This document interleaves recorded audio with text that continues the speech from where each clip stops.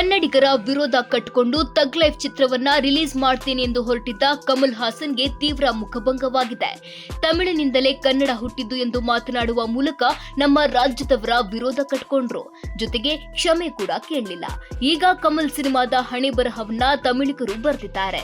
ಈ ಚಿತ್ರ 2 ದಿನಕ್ಕೆ 1 ಅಂಕಿ ಕಲೆಕ್ಷನ್ ಮಾಡಿದೆ. ತಗ್ ಲೈಫ್ ಸಿನಿಮಾ ಮೊದಲ ದಿನ ಕೇವಲ 15 ಕೋಟಿ ಗಳಿಕೆ ಮಾಡಿತ್ತು. ಚಿತ್ರಕ್ಕೆ ಸಿಕ್ಕ ನೆಗೆಟಿವ್ ವಿಮರ್ಶೆಗಳಿಂದಲೇ ಸಿನಿಮಾದ ಗಳಿಕೆ ಕುಗ್ಗಿತ್ತು. ಶುಕ್ರವಾರ ಸಿನಿಮಾದ ಕಲೆಕ್ಷನ್ ನಲ್ಲಿ ಏರಿಕೆ ಕಾಣಬಹುದು ಎಂದು ಫ್ಯಾನ್ಸ್ ಊಹಿಸಿದ್ರು. ಗಳಿಕೆಯಲ್ಲಿ ಗಣನೀಯವಾಗಿ ಇಳಿಕೆ ಕಂಡಿದೆ.